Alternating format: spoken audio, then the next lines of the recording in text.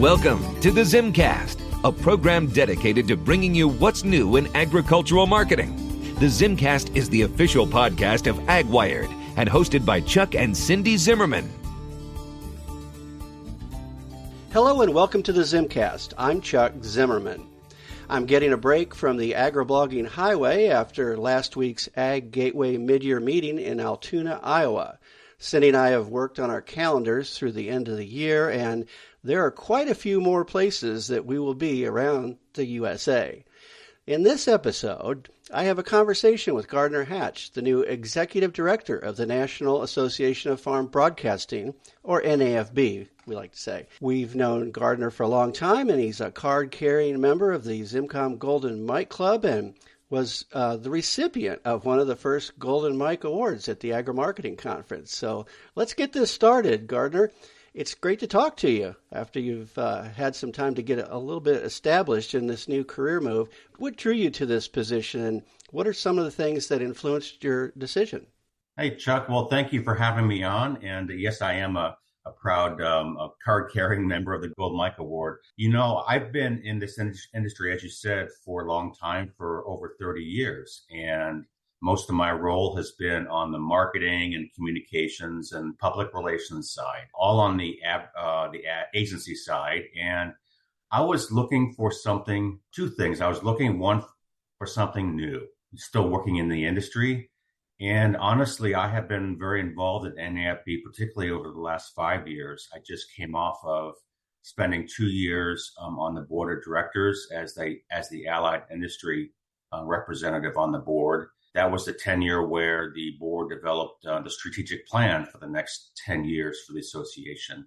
And I really became interested and really passionate about the future of NAFB.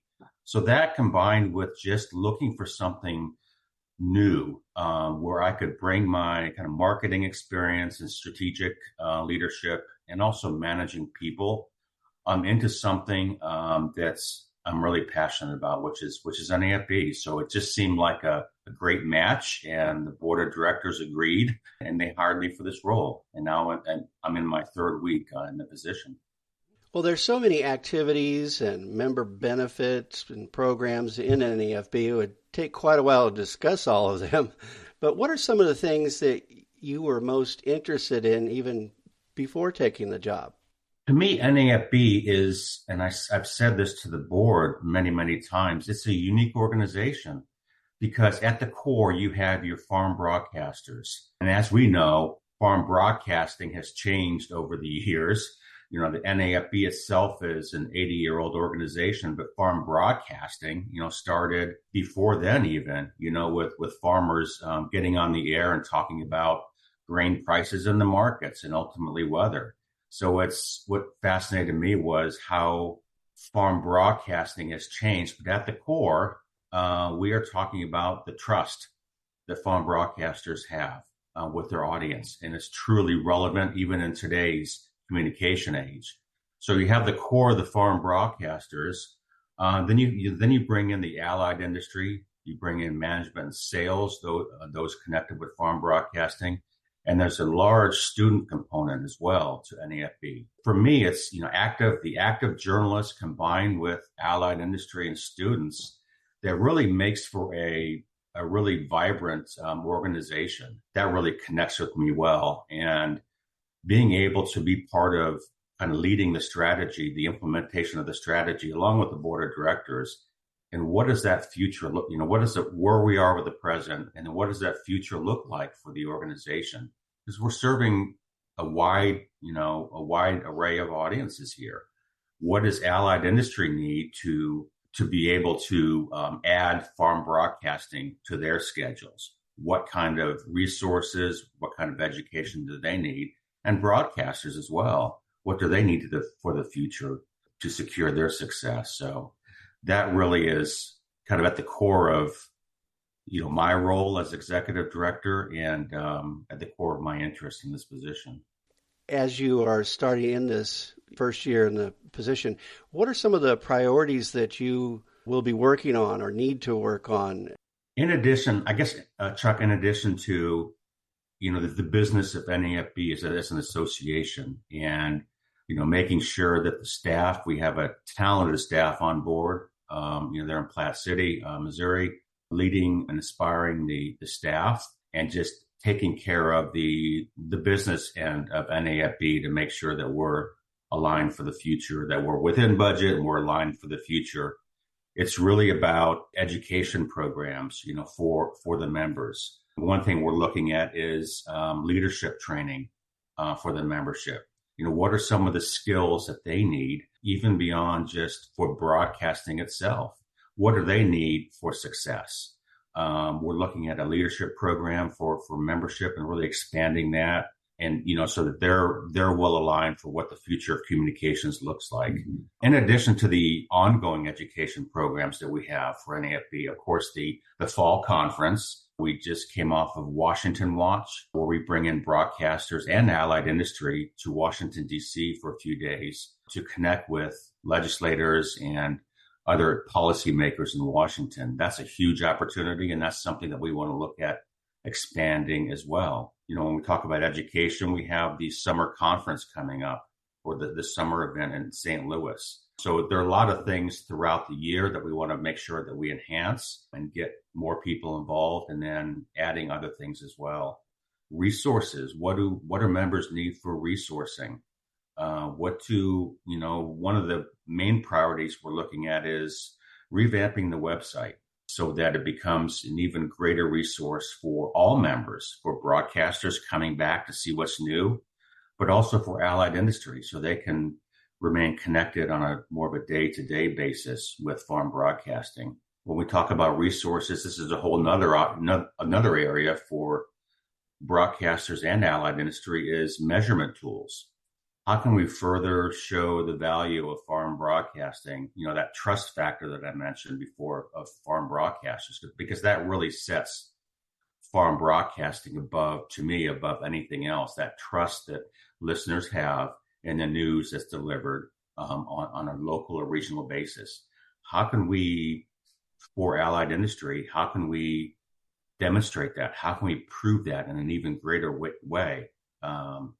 That's going to help both broadcasters and allied industries, in selling, selling those spots, those radio spots. So a lot of things we're focused on there. The NAFB planner as well, which is part of the website enhancement that we're looking at too. One area I haven't mentioned that kind of another strategic priority is membership and focusing on the next generation of communicators. How do we inspire and engage those students coming out of school to be part of farm broadcasting, whether they're a member or whether they decide to become a farm broadcaster themselves. So that's another focus of ours too. So Chuck, there's a lot there. There's a lot there. I started this before the real digital age, and we used to have what we called the blue sheets that we would use to show a company or an agency that we had an audience, and it was not something in the computer. You know what I mean? Yep. Now it's when we're looking at showing the value, it's more than just about impressions and reach. Advertisers want to know, in this digital age, they want to know, am I reaching the growers? Am I causing them to act? And with farm broadcasting, we can say, yes, we are, because in a recent survey that the association did, more than half of farmers and ranchers say that listening to an ad on the radio prompted them to go to a website to learn more. And that's pretty strong. And that gets back to that trust factor that the listeners have in farm radio. So if you were able to stand up in front of a group of members, what kind of message do you have for the members now that you are in this position?